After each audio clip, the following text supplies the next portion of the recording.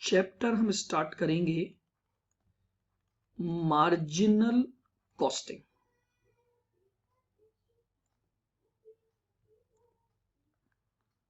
Most important chapter.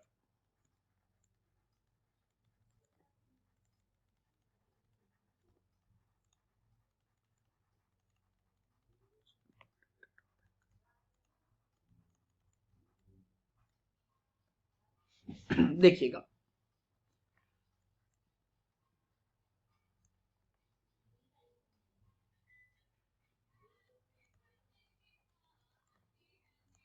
Cost incurred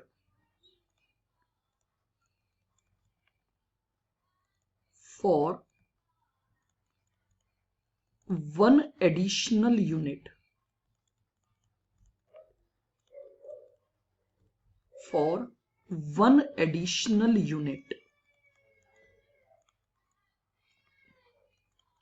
is known as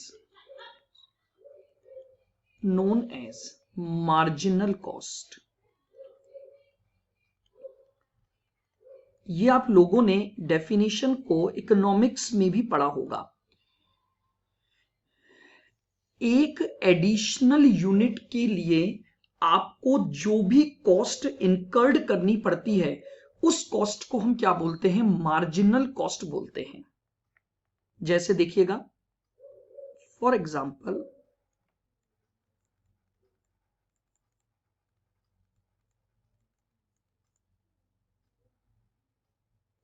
मान लीजिए मैं आपको बोलता हूं कि मैंने किसी प्रोडक्ट की एक यूनिट बनाई तो मेरा 15 रुपए का खर्चा हुआ।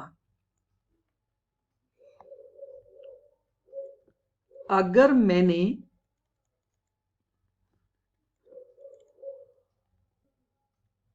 तो मान लेते हैं कि मेरा जो खर्चा हुआ वो 22 रुपीस का हुआ। तो मुझे बताइए, एक यूनिट को इंक्रीज करने की वजह से मेरी कॉस्ट में कितना चेंज आया?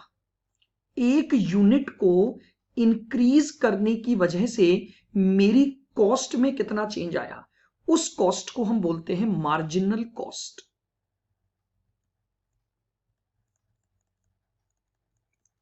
Change in cost,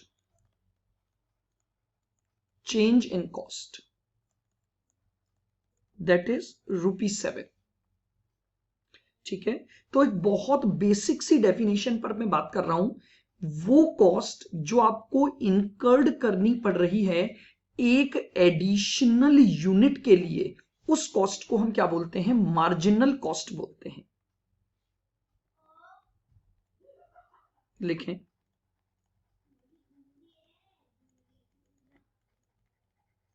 marginal cost is also known as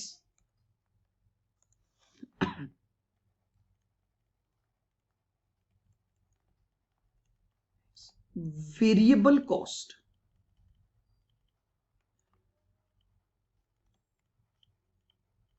variable cost, marginal cost को ही एक और नाम से जाना जाता है variable cost.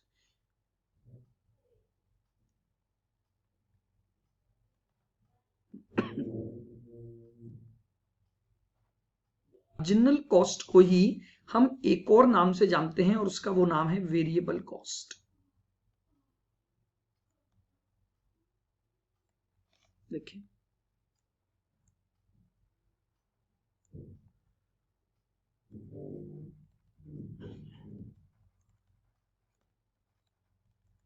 Variable cost means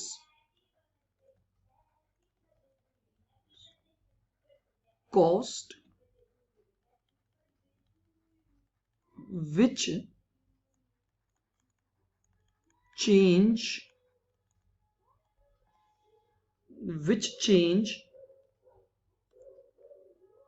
according to output।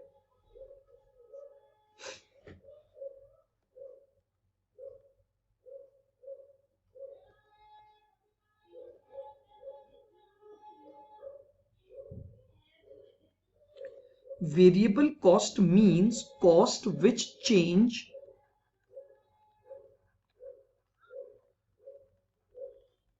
According to output. उस कॉस्ट को हम क्या बोलते हैं? वेरिएबल कॉस्ट बोलते हैं।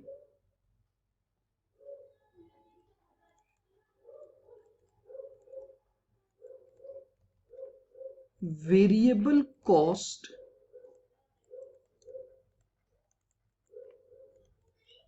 remains constant on per unit basis.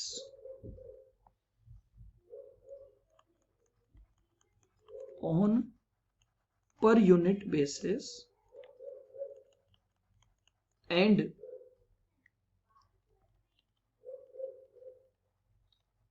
change in total या फ्लक्चुएट इन टोटल। बहुत इंपॉर्टेंट पॉइंट है, इस पर आप स्टार मार्क कर लेना। वेरिएबल कॉस्ट जो है वो पर यूनिट के बेसिस पर कांस्टेंट रहती है, पर यूनिट पर कांस्टेंट रहेगी, लेकिन टोटल में जब हम बात करेंगे तो वो चेंज होती जाएगी। कैसे? देखिएगा,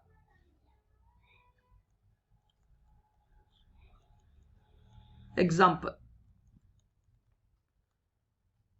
देखिए, मान लीजिए हमने एक यूनिट बनाई, तो एक यूनिट को बनाने की हमारी जो वेरिएबल कॉस्ट है वो 10 रुपए आई। VC denoted by variable cost. अब अगर मैं 5 यूनिट बनाता हूं, अगर मैं 5 यूनिट बनाता हूं, अरे भाई बैक का नहीं लिखा, जल्दी लिखो, 2 ही पॉइंट है।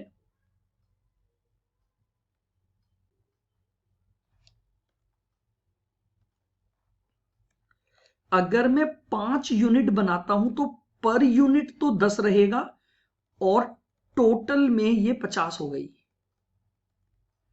मान लीजिए मैंने 8 यूनिट बनाई, अगेन 8 यूनिट बनाऊंगा तो पर यूनिट तो 10 रहेगी, लेकिन आपके पास टोटल में वो 80 हो जाएगी। अगर मैं 100 यूनिट बनाता हूं तो पर यूनिट पर 10 रुपए रहेगी, बट टोटल में वो चेंज हो जाएगी। तो this is the basic definition of variable cost and the relation of the variable cost. Variable cost जो है वो पर यूनिट पर कांस्टेंट होती है, और चेंज इन टोटल, यानी जब हम टोटल में कॉस्ट निकालेंगे तो उसमें वेरिएशन आता जाएगा, बट पर यूनिट पर ये क्या रहेगी? कांस्टेंट रहेगी। उस कॉस्ट को हम बोलते हैं वेरिएबल कॉस्ट। लिख लिया सबने?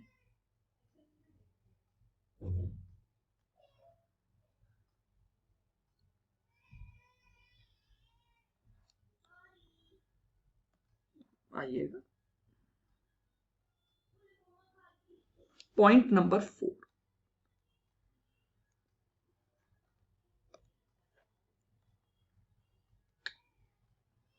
अरे दे दो, गैस पे गरम करके दे दो।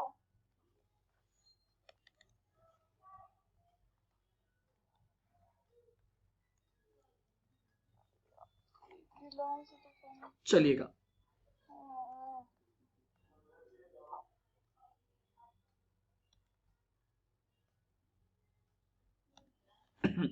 लिखेंगे next point.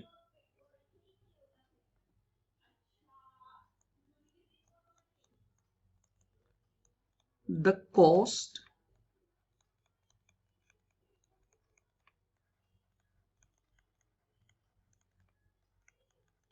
which remains same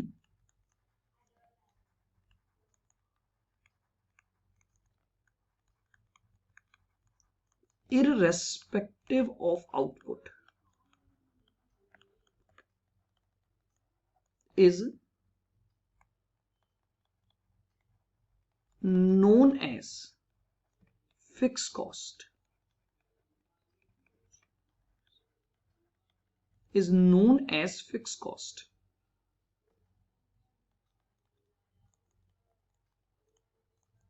hence fixed cost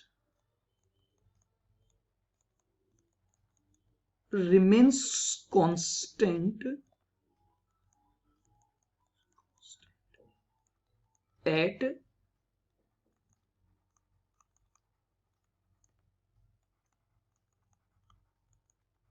every level of output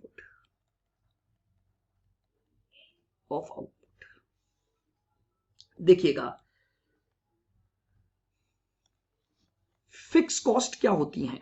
ऐसी कुछ कॉस्ट हैं जिनका आउटपुट से कोई रिलेशन नहीं है, इररेस्पेक्टिव ऑफ द आउटपुट वो फिक्स्ड रहेंगी. For example, rent of premises. सुनना आप ध्यान से, हमने 12,000 का रेंट दिया है. अब आप 4,000 यूनिट उस प्रीमाइसेस में बना रहे हो. अच्छा, मुझे एक बात बताना, अगर आपने अपने प्रोडक्शन को बढ़ाकर 6,000 कर दिया तो क्या रेंट भी चेंज हो जाएगा उसका, प्रीमाइसेस का? नहीं होगा. ये अभी भी आपका यही रहेगा. अगर आपने यूनिट को बढ़ाकर 8 कर दिया तो क्या आएगा? नहीं होगा. रेंट अभी भी 12,000 ही रहेगा.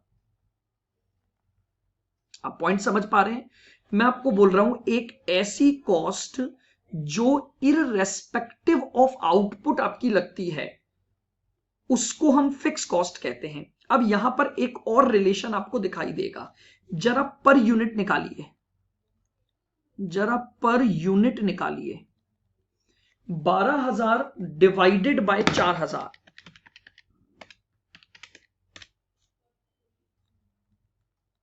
₹3, ₹2 और 12,000 डिवाइडेड बाय 8,000, दैट इज ₹1.5. लिखेंगे, we can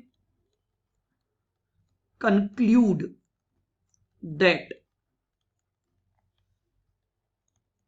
as output increases,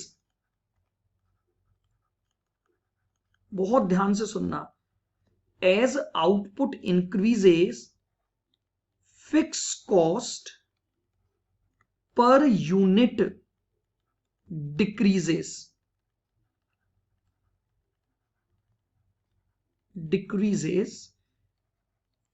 and vice versa. एक रिलेशन मैंने यहां पर लिख दिया.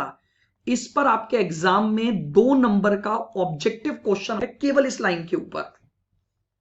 आप जब क्वेश्चन करेंगे तो ये पॉइंट बहुत काम आने वाले हैं, इसीलिए मैं आपको ये सारे पॉइंट बता रहा हूं. वापस से सुनना, मैंने क्या बोला कि वैसे तो फिक्स कॉस्ट का नेचर क्या होता है, वो इररेस्पेक्टिव ऑफ आउटपुट क्या रहेगी, फिक्स्ड रहेगी.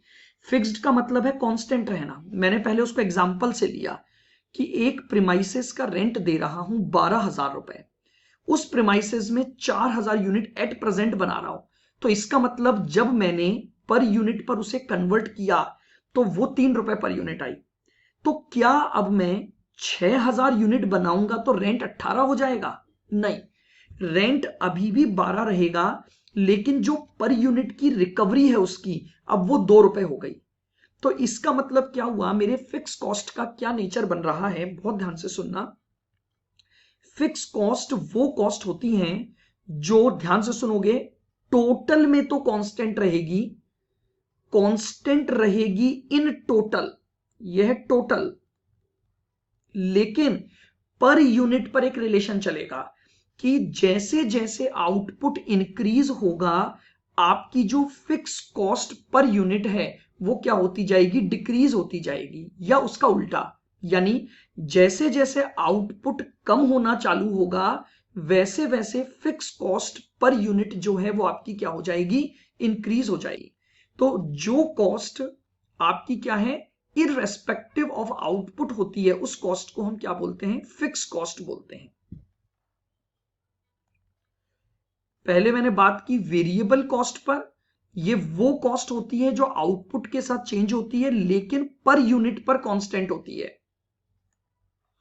फिर मैंने एक और कॉस्ट की बात की, फिक्स कॉस्ट, जो टोटलिटी में कांस्टेंट होती है लेकिन वो पर यूनिट पर चेंज होती जाती है। उस कॉस्ट को हम क्या बोलते हैं? फिक्स कॉस्ट बोलते हैं। लिख लीजिए यहां तक सारा।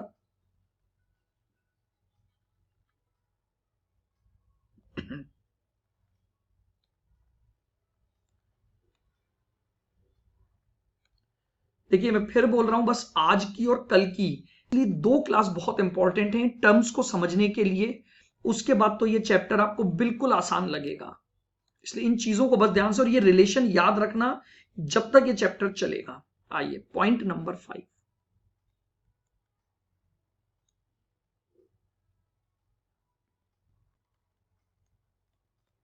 some costs are of the nature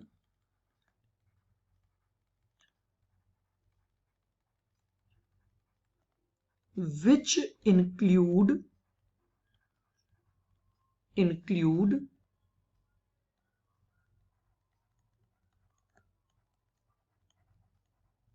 both type of costs, that is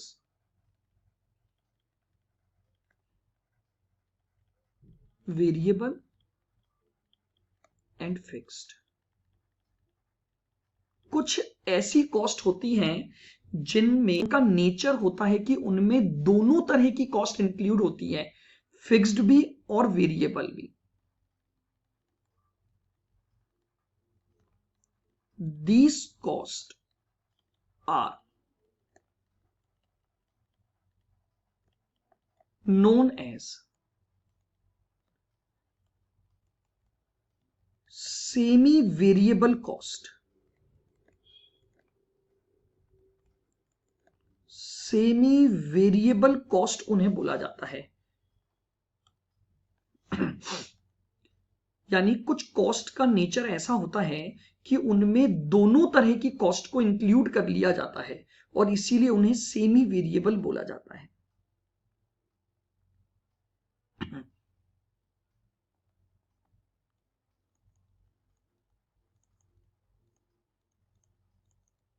example, power,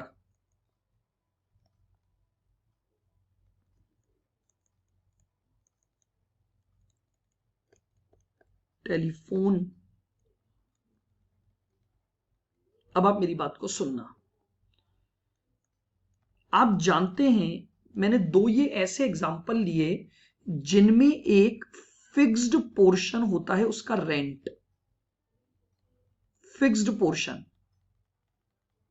आप मेरी बात को बहुत ध्यान से सुनना। आप अपने घरों की सारी लाइटें सब कुछ बंद कर जाओ, एक भी इंस्ट्रूमेंट मत आप रखो, क्या आपका बिजली का बिल 0 रुपए आएगा? पावर या लाइटिंग, मैं है ना दोनों को ले रहा हूं इसमें एक बार, क्या 0 आएगा? नहीं। आपको एक फिक्स्ड रेंट जो मीटर का है वो तो देना ही पड़ेगा। आपका फिक्स्ड रेंट है वो तो आपको देना ही पड़ेगा। फिर उसके बाद क्या होगा?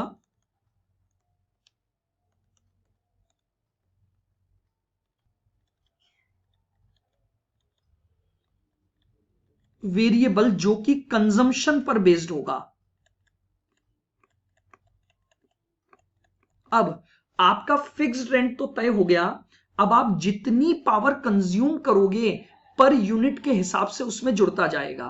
तो जब इन दोनों को जोड़ दोगे तो ये एक सेमी वेरिएबल कॉस्ट बन गई जिसमें हमारी दोनों बातें इनबिल्ट हो गई, रेंट भी इनबिल्ट हो गया और उसका वेरिएबल कंजम्पशन पोर्शन भी इनबिल्ट हो गया। एग्री?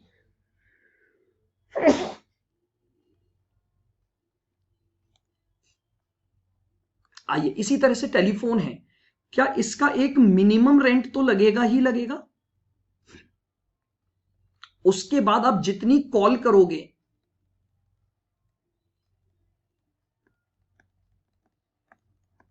उसके हिसाब से उसका वेरिएबल पोर्शन जुड़ता जाएगा।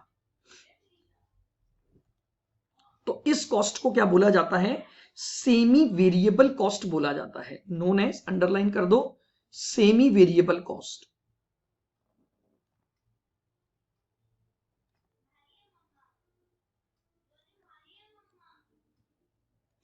अब यानी मेरे पास एक पॉइंट क्या आया, अगर मेरे पास कोई भी कॉस्ट दे रखी है जो कि सेमी वेरिएबल नेचर की कॉस्ट है, तो मुझे उस सेमी वेरिएबल के दो हिस्सों को अलग अलग करना पड़ेगा कि भैया उस कॉस्ट में फिक्स्ड पोर्शन कितना है और उसमें वेरिएबल पोर्शन कितना है।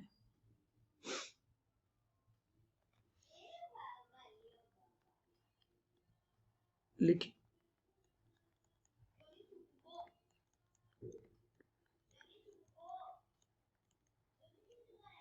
How to separate fixed portion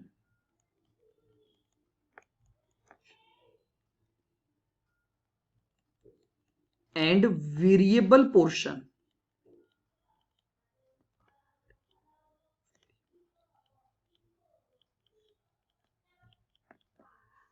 how to separate fixed portion and variable portion from semi variable cost। Semi variable, ये हमारे पास पॉइंट आता है। हाउ टू सेपरेट, हम एक गिवन सेमी वेरिएबल में से फिक्स्ड पोर्शन को और वेरिएबल पोर्शन को अलग कैसे करेंगे।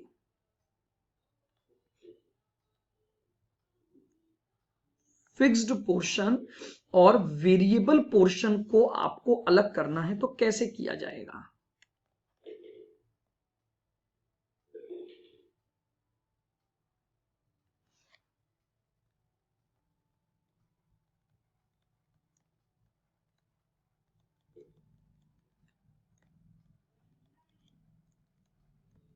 Following steps should be followed।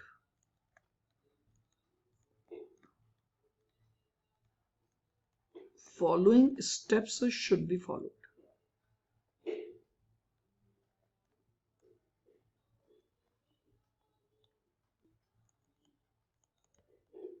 Step 1,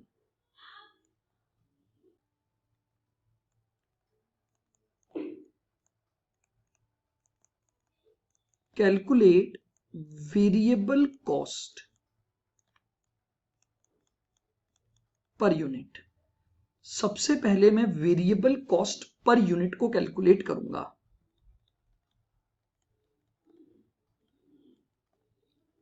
change in cost divided by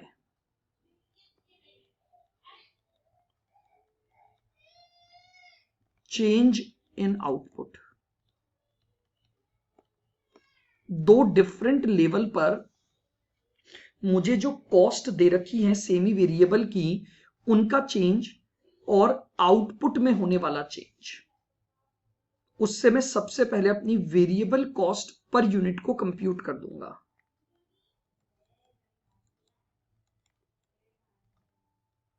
step 2,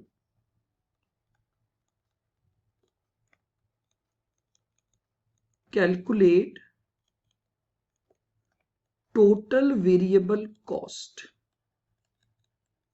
at any level। Calculate total variable cost at any level।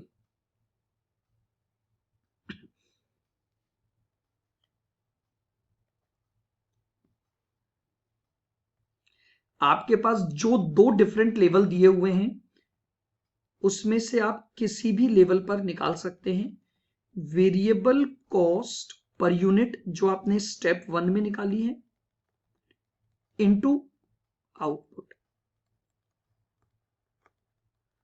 तो जब आप आउटपुट से वेरिएबल कॉस्ट पर यूनिट को मल्टीप्लाई कर देंगे तो आपके पास टोटल वैल्यू आ जाएगी।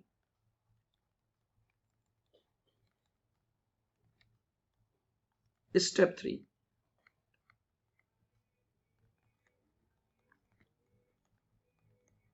Calculate fix cost calculate fix cost. आपको जो भी सेमी वेरिएबल कॉस्ट दी हुई है इसमें से आपने जो टोटल वेरिएबल कॉस्ट निकाली वो हटा दो, तो अब जो रिमेनिंग आपके पास बच जाएगी वो आपके पास क्या होगी, आपकी फिक्स कॉस्ट बचेगी।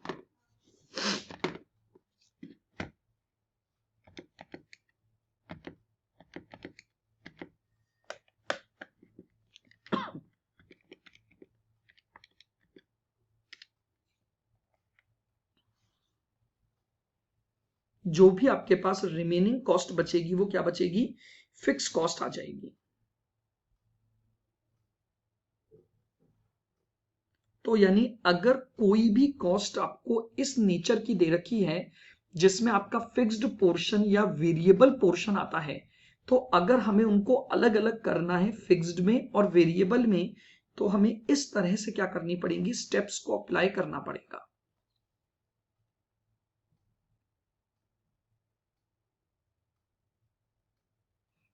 लिख लीजिए तीनों स्टेप्स। इसको हम एग्जांपल से लेते हैं, कैसे हम इसको कैलकुलेट करेंगे। लिखिएगा एग्जांपल।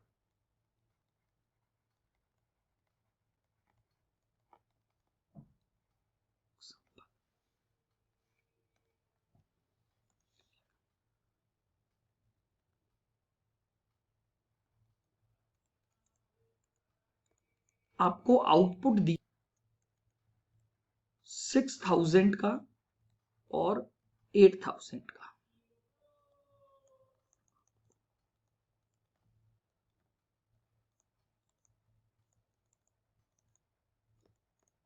आपको सेमी वेरिएबल कॉस्ट दी हुई है।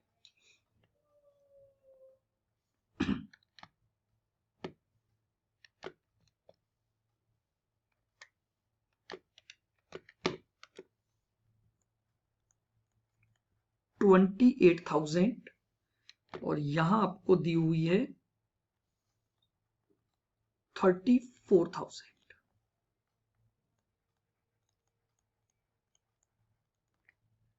Calculate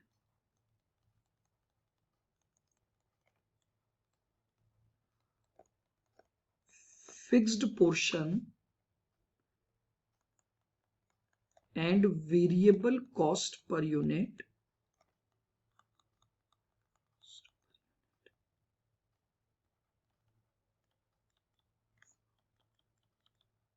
from the given data।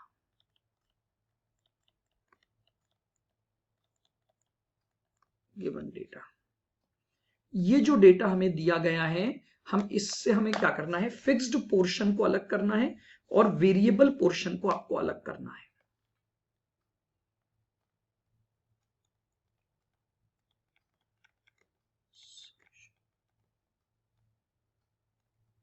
चलिए सबसे पहले हम निकालेंगे वेरिएबल कॉस्ट पर यूनिट। सबसे पहले हम निकालेंगे वेरिएबल कॉस्ट पर यूनिट। मुझे बताइए कॉस्ट का चेंज कितना है, 34,000 माइनस 28,000, कॉस्ट का चेंज है 6,000 और डिवाइडेड बाय आउटपुट का चेंज है 2,000। तो आपकी वेरिएबल कॉस्ट आ गई ₹3 पर यूनिट। ये आपकी वेरिएबल कॉस्ट आ गई ₹3 पर यूनिट। क्लियर है बिल्कुल। आइए सेकंड पॉइंट, किसी भी एक लेवल को उठा लेते हैं। तो टोटल वेरिएबल कॉस्ट एट 6,000, तो 6,000 यूनिट और इनटू आपकी ₹3 पर यूनिट की कॉस्ट है, तो आपकी टोटल वेरिएबल कॉस्ट आ जाएगी 18,000। नाउ फिक्स कॉस्ट देखिए, अब हमने 6,000 लेवल को सेलेक्ट किया है, तो 6,000 लेवल पर हमारी टोटल कॉस्ट दे रखी है 28, इसमें से वेरिएबल हमें पता है 18, तो यानी हमारी जो फिक्स कॉस्ट आएगी वो 10,000। अब आप अगर इस लेवल पर भी निकालोगे ना, तो आपकी फिक्स कॉस्ट 10 ही आनी चाहिए। क्यों? क्योंकि इररेस्पेक्टिव ऑफ आउटपुट आपकी फिक्स कॉस्ट जो है वो सेम रहती है।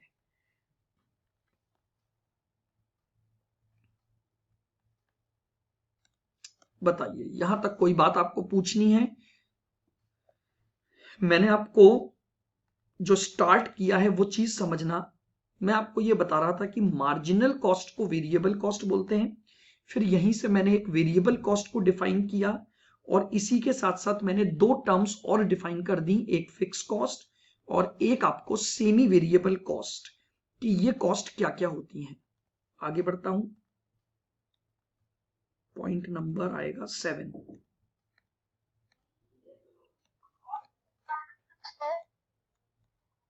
हाँ जी, सर लिखेंगे point number next.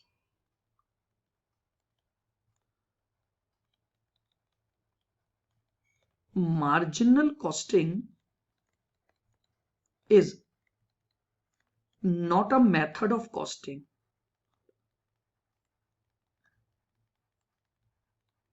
Not a method of costing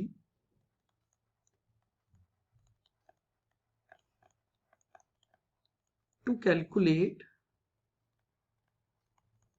cost of any product,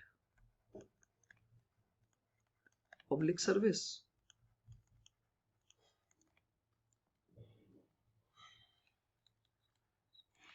Rather,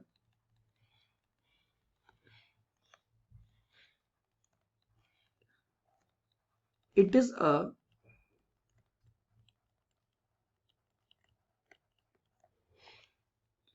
decision making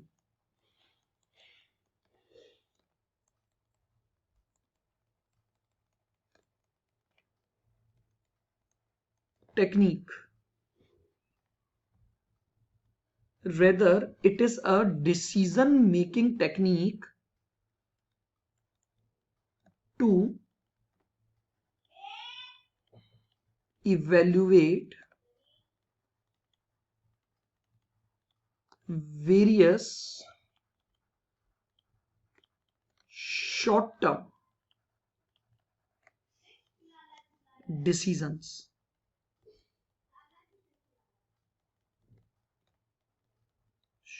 short term decisions.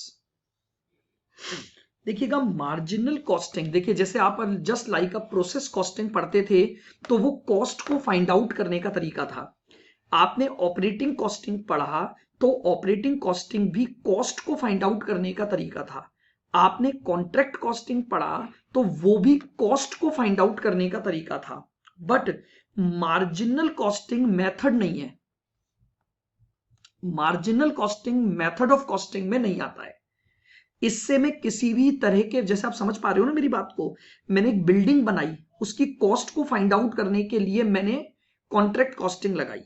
मैंने एक प्रोसेस करके कोई प्रोडक्ट बनाया, उसके लिए मैंने प्रोसेस कॉस्टिंग लगाई। सर्विसेज के लिए मैंने ऑपरेटिंग कॉस्टिंग लगाई। उस तरह से marginal costing method of costing नहीं है। ना तो ये किसी प्रोडक्ट की कॉस्ट को निकालना सिखाता है, ना ये किसी सर्विसेज की कॉस्ट को निकालना सिखाता है। ये केवल और केवल एक डिसीजन मेकिंग टेक्निक है, डिसीजन मेकिंग टेक्निक, जिसका यूज करके हम कई शॉर्ट टर्म डिसीजंस को क्या करते हैं, इवेल्युएट करेंगे। हमें अपने बिजनेस में कई बार कई तरह के डिसीजन लेने होते हैं। उन डिसीजंस को लेने के लिए हम जो टेक्निक यूज करेंगे, उस टेक्निक को, उस मेथड को हम बोलते हैं मार्जिनल कॉस्टिंग। तो इसलिए ध्यान रखना, मार्जिनल कॉस्टिंग किसी भी प्रोडक्ट या सर्विसेज की कॉस्ट का मेथड नहीं है। ये केवल मैनेजमेंट की एक ऐसी टेक्निक है जिसका यूज करके हम क्या लेंगे, हमारे जो शॉर्ट टर्म डिसीजंस हैं हम उनको लेंगे।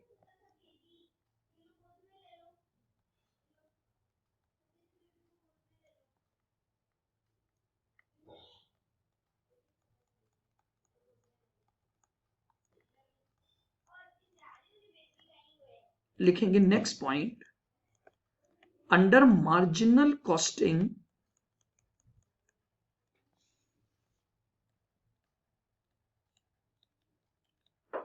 Profit statement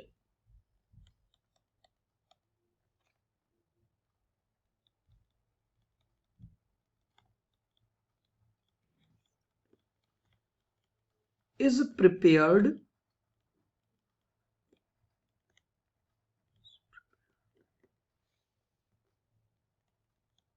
in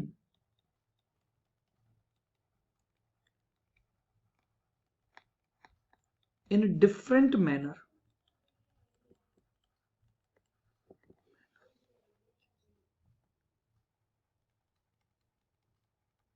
which is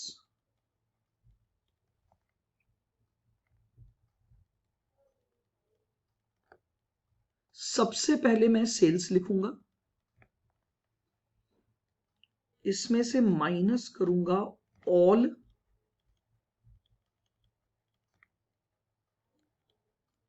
variable cost, जितनी भी वेरिएबल कॉस्ट है वो हटा दो।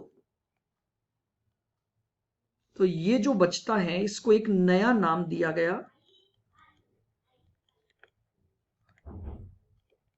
कंट्रीब्यूशन।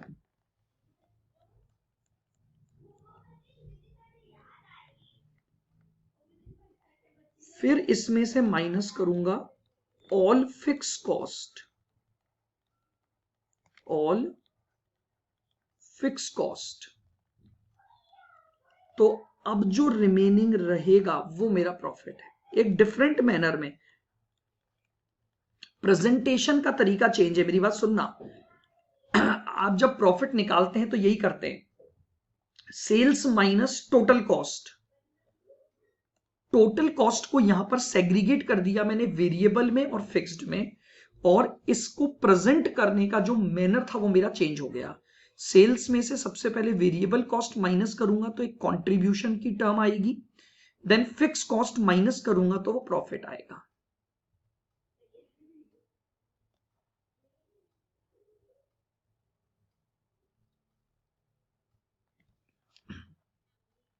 लिख लें, एक डिफरेंट मैनर में हम केवल क्या निकाल रहे हैं, प्रॉफिट स्टेटमेंट बना रहे हैं।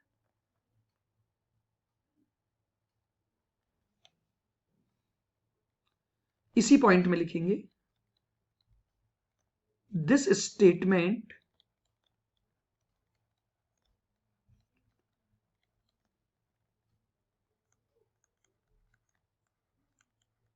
कैन ऑल्सो बी एक्सप्रेस्ड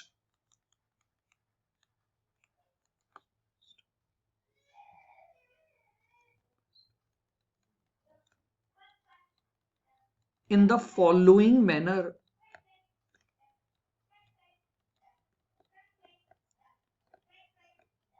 इसी इनकम स्टेटमेंट को हम इस तरह से भी एक्सप्रेस कर सकते हैं, सेल्स माइनस वेरिएबल कॉस्ट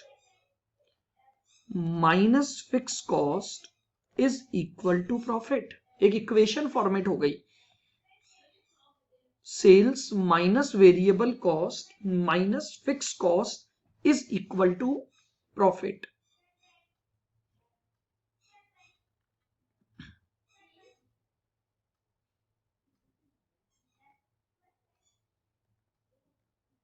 और मैं इसको थोड़ा चेंज करूं तो मैं ऐसे भी लिख सकता हूं, सेल्स में से अगर वेरिएबल कॉस्ट माइनस करूंगा तो वो फिक्स कॉस्ट प्लस प्रॉफिट के बराबर हो जाएगा।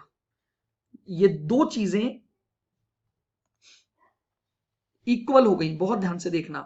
ये 4 पॉइंट मुझे दिए हुए थे, मैंने फिक्स कॉस्ट को इधर ले लिया, तो मैंने इस इक्वेशन का फॉर्मेट चेंज कर दिया। मैंने क्या बोला कि sales minus variable cost is equal to fix cost plus profit. और मैं और तरीके भी इसको लिख सकता हूं, we can also say sales is equal to variable cost plus fix cost plus profit,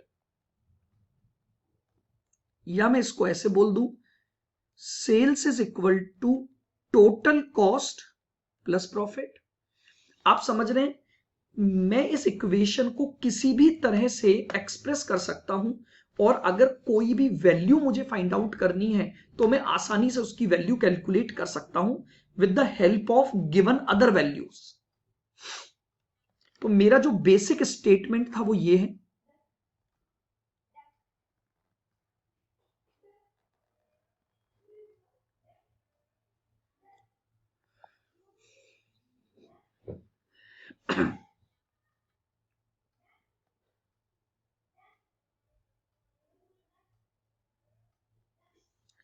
और इसको हम इधर उधर कर कर किसी भी तरह से इक्वेशन फॉर्मेट को यूज कर सकते हैं। हमें वो क्या वैल्यू बोलेगा, क्या डेटा हमें गिवन होगा, हम उससे निकाल सकते हैं।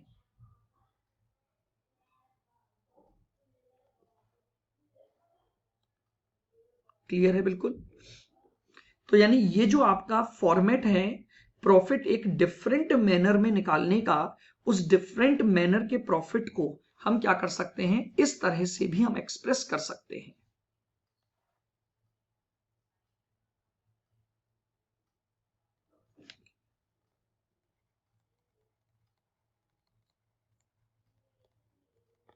एग्जाम्पल,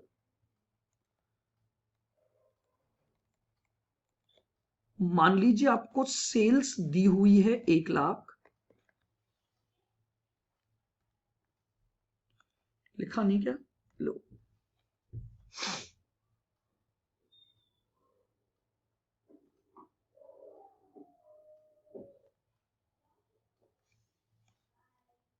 गया। सेल्स दी हुई है 1 लाख, वेरिएबल कॉस्ट दी हुई है 40,000 और प्रॉफिट आपको दे रखा है 25,000।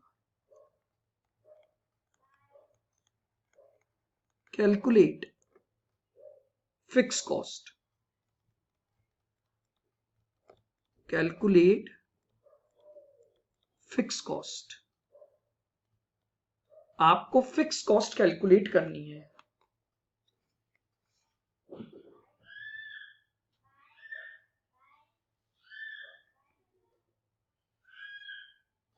Calculate fix cost. तो हम सिंपल सी बात कर रहे हैं, अगर इक्वेशन का हम यूज करें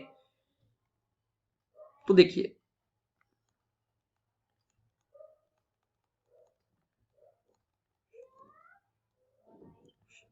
हमें पता है S minus V minus fix cost is equal to profit होता है। ये आपको 1 लाख दे रखी है, ये आपको 40 दे रखी है, ये एज इट इज रख दो, इज इक्वल टू 25 आना चाहिए।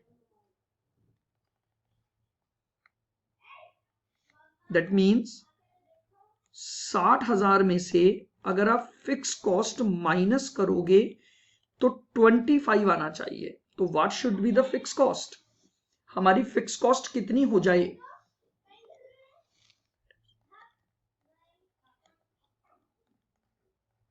35,000। ये हमारी फिक्स कॉस्ट होगी। तो मैंने कुछ नहीं, कोई फॉर्मूला नहीं, केवल अभी आपको इस रिलेशन से चलना सिखा दी है बस, कि अगर हमारे पास इन 4 फैक्टर में से 3 फैक्टर गिवन है तो हम आसानी से 4th वन की वैल्यू क्या कर सकते हैं, कैलकुलेट कर सकते हैं।